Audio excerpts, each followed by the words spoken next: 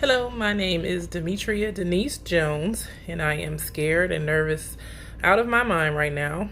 Why? Because, like the Apostle Paul said in 1 Timothy chapter 1, verse 15, Christ came to save all sinners, of whom I am chief. And I am definitely a chief sinner, and I'm hoping that nothing I've done in my past will come back to haunt me as I'm trying to do this ministry that I feel God is calling me to do. But if it does, I still know that he's going to use it all for his glory. And I will also say that if there's anybody I ever wronged in any way, that I apologize to you. I pray for your forgiveness. And I hope that you don't use this to destroy me or my family or anything like that. And still, I just trust God that he's going to use all that has happened in my life for his glory. When you're trying to minister, you definitely don't want to be exposed or exploited in any way. But God can still take some bad stuff that we've done, some bad stuff that we've done and used it for his good.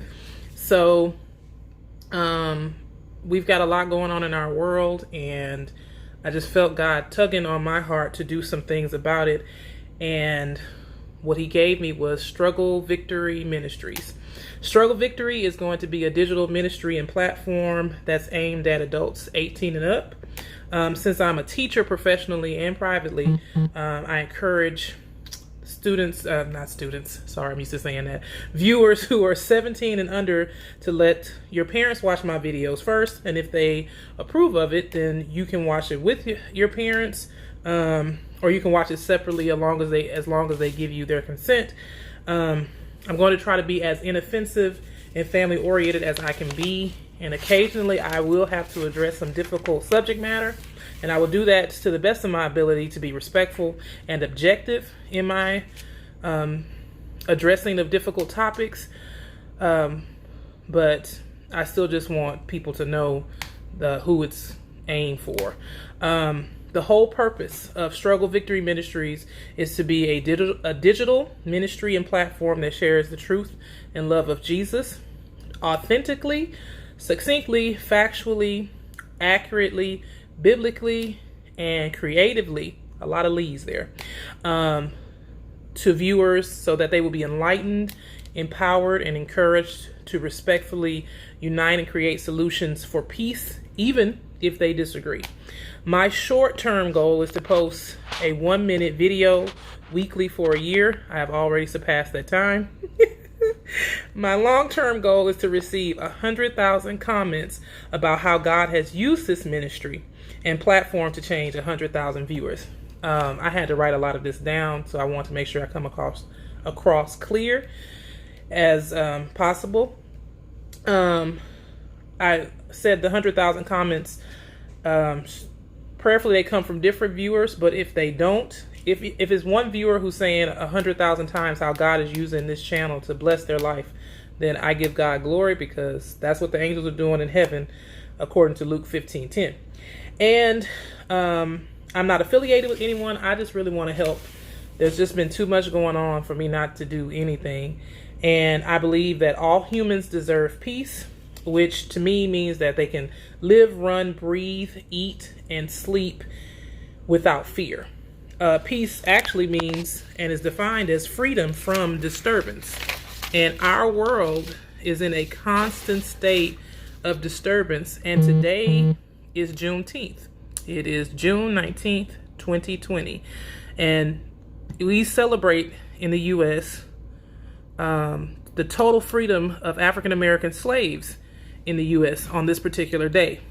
Because back on June 19th, 1865, General Order Number 3 was sent and notified my home state of Texas that all slaves were free back in 1863 with the signing of the Emancipation Proclamation. Now, one reason that slaves in Texas and in other places too didn't get full freedom was because some slave owners refused to release slaves, and some tried to bribe the slaves into staying in bondage.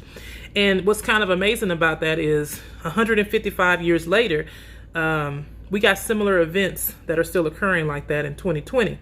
African Americans have all sorts of documentation, the Constitution, General Order Number 3, Emancipation Proclamation, and so forth and so on, that declare their freedom, yet some people refuse to release their racist views of African Americans. Then you have some people who try to bribe African Americans into staying into bondage through politics and rhetoric and other tactics.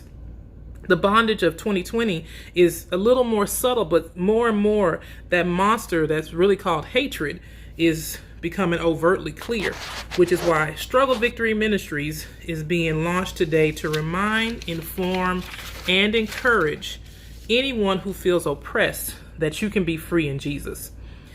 To my black African, I'm sorry for the culture.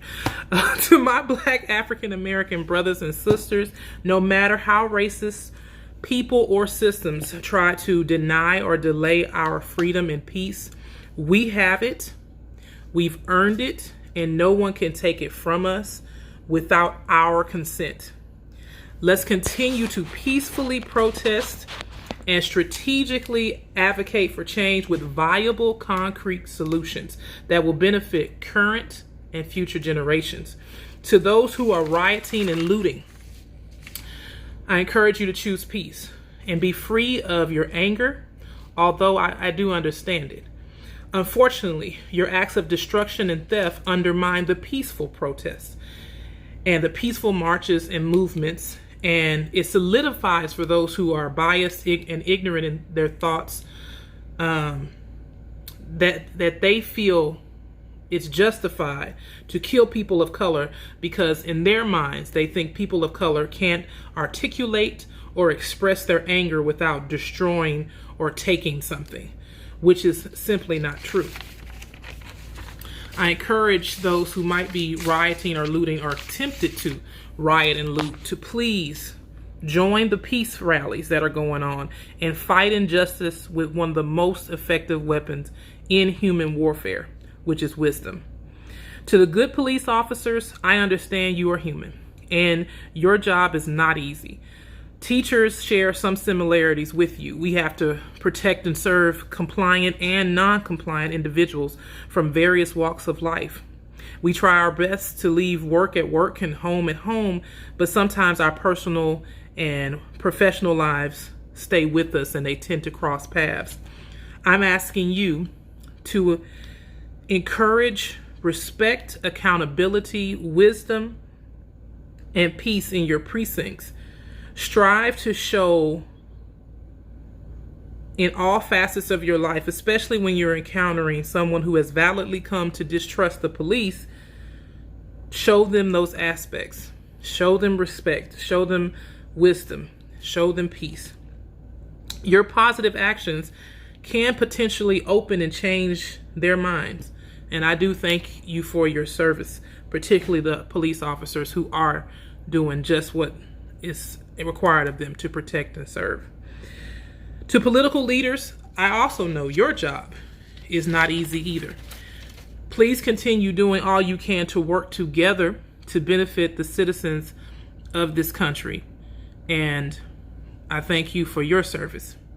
I am praying for all of us because if we don't pursue peace, freedom, equality, equity, and love, things will only get worse. But if we operate from a place of love, we will find victory in the struggle. Lord willing, I'll see you next week.